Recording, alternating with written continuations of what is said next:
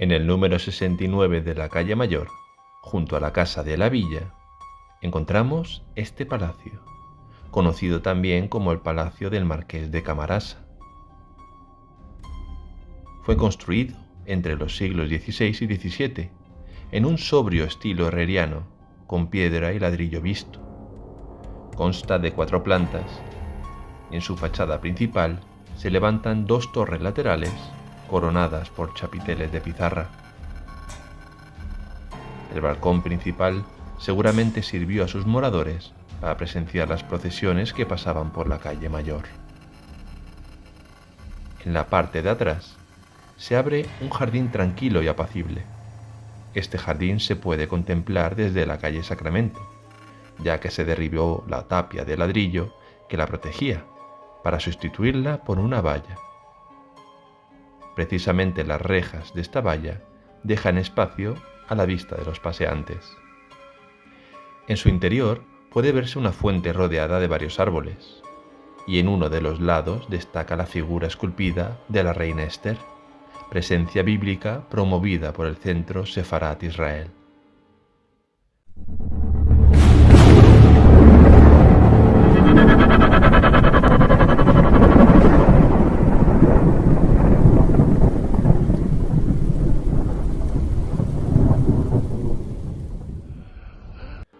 Una mañana del verano de 1654, el palacio era un continuo entrar y salir de funcionarios, de sirvientes y emisarios.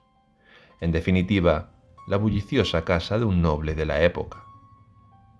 Lo que nadie esperaba es que, en aquella fatídica jornada, el marqués iba a ser herido de muerte en la escalera de su inmueble. En esos momentos del asesinato, reinó el desconcierto por una acalorada discusión entre el marqués y un religioso con el que precisamente el marqués acababa de estar reunido y con el cual había tenido, minutos antes, otra acalorada discusión en privado. Durante esos momentos de máxima confusión en las escaleras, en los que incluso un sirviente cayó por una ventana, acabando pierniquebrado, como dicen los textos de la época, el marqués había sido atravesado por una espada y se desangraba sin remedio. Nadie se había dado cuenta de este suceso e, inmediatamente, todas las miradas se centraron en el sacerdote que al parecer se llamaba Antonio Amada o Antonio Amado, que justo abandonaba el edificio. Rápidamente la justicia apresó al sacerdote, el cual juraba y perjuraba que él era inocente. Sin apenas investigar y antes de que acabase el mes de agosto, el pobre Antonio Amada fue llevado a la Plaza Mayor, donde se le amputó salvajemente la mano derecha, que para más desgracia no fue cercenada de un golpe, sino que supuso todo un martirio para el pobre condenado. Una vez muerto, a base de darle garrote, su mano fue clavada en el palacio de Marqués de Cañete, sirviendo de escarmiento a aquellos que pretendiesen repetir tal vileza. A partir de entonces, empezó un calvario para doña Teresa, la marquesa viuda de Cañete, y para otros moradores del edificio, pues se oían gritos y alaridos desgarradores por las estancias vacías del palacio. También sonoros ruidos de pesados muebles que se arrastraban solos, candelabros con velas que se apagaban y se encendían sin motivo. La leyenda cuenta que se aparecían los espectros del sacerdote ajusticiado y del propio marqués, vagando por los aposentos del palacio, posiblemente en busca del descanso eterno. Más allá de sus muros, los misterios se extienden por doquier. Los verdugos del sacerdote murieron de manera sorpresiva en diciembre de ese mismo año, e incluso el padre Eusebio, un religioso sabio y doctor, recibió la visita fantasmal del sacerdote ejecutado. Pocos años después, un antiguo criado que estuvo al servicio del marqués confesó antes de morir que él había sido el asesino. Dijo que mató a su señor preso de la rabia y los celos, pues éste intentaba constantemente seducir a su mujer.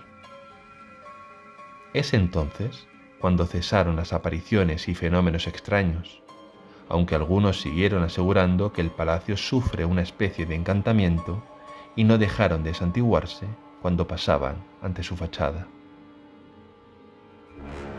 Más tarde, este palacio sería el del duque de Nájera y del marqués de Camarasa, que ordenó rehabilitarlo a principios del siglo XIX. A finales de esa centuria pasó a manos del Estado y posteriormente se incorporó al patrimonio del Ayuntamiento de Madrid. Fue así como el inmueble pasó a ser posteriormente sede del gobernador civil y residencia de su titular.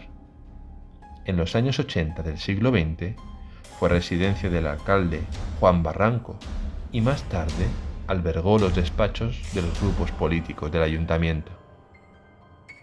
Desde 2010, fecha en que concluyeron las obras de acondicionamiento, el edificio sirve de sede del Centro Sefarat Israel, institución pública que tiene como objeto el estudio de la cultura sefardí como parte de la cultura española. Recientemente también se ha instalado en la primera planta del Palacio de Cañete la sede madrileña de la Casa Asia. Esta institución es un espacio de comunicación intercultural que pretende fortalecer el diálogo sobre Asia en España. En la segunda planta está la Fundación Japón, cuya misión es promover el intercambio cultural e internacional y el entendimiento mutuo entre Japón y otros países del mundo. Sin embargo, es importante señalar que la única fuente de los hechos acaecidos en su interior y la supuesta muerte del marqués, la única fuente que sustenta esta leyenda es contemporánea a los hechos, los avisos de Jerónimo de Barrio Nuevo, pero presumiblemente falsa por muchos críticos. Los cronistas de aquella época son los predecesores de los actuales periodistas, y con la misma soltura que algunos del presente, podrían echar mano de la mentira cuando les interesaba. Barrio Nuevo dice que en 1654 muere el marqués de Cañete, es decir, Alonso Fernández de Velasco. Ahora bien, este marqués no murió hasta 1672, por lo tanto podría decirse que o bien era el anterior marqués, Juan Hurtado de Mendoza, o el siguiente, Antonio de Velasco Manrique de Mendoza, pero ninguno muere en esa fecha y mucho menos asesinado. Algo que, de ser cierto, hubiese dejado registro en infinidad de tribunales y más aún si desembocó en la ejecución de un sacerdote, algo harto improbable en un país ultracatólico como era España entonces. El padre Juan Eusebio Nirenberg, es el al que se refiere Barrio Nuevo, no dejó ninguna mención a esa aparición fantasmal, y eso que escribió acerca de temas sobrenaturales, pero jamás mencionó esa experiencia. Se piensa que el origen de esa hipotética mentira era cargar tintas contra la justicia, que en realidad es la verdadera culpable del crimen. Esos magistrados que sin investigar firmaron la sentencia, condenaron a un pobre sacerdote inocente y cuyo máximo responsable de la justicia en ese momento era precisamente el marqués de Cañete, un aristócrata malvado al que Barrio Nuevo presupuso en el mismísimo infierno. Es por ello que esta leyenda se encuentra envuelta en la denuncia de muchos estudiosos en que fue una noticia falsa fabricada en el siglo XVII para difamar a este noble. Sin embargo, su fantasma sigue coleando en nuestros días. Eso lo dejo a juicio de cada uno.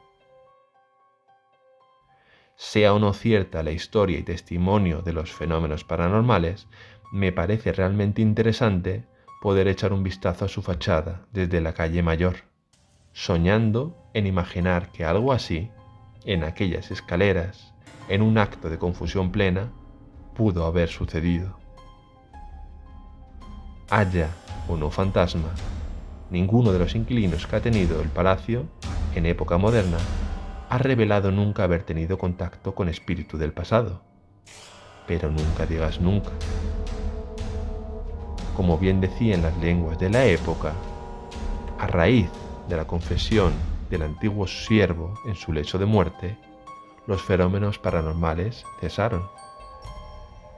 Quizás ese sea el auténtico motivo de por el cual hoy descansa tranquilo en el interior del palacio del Marqués de Camarasa o Palacio de Cañete.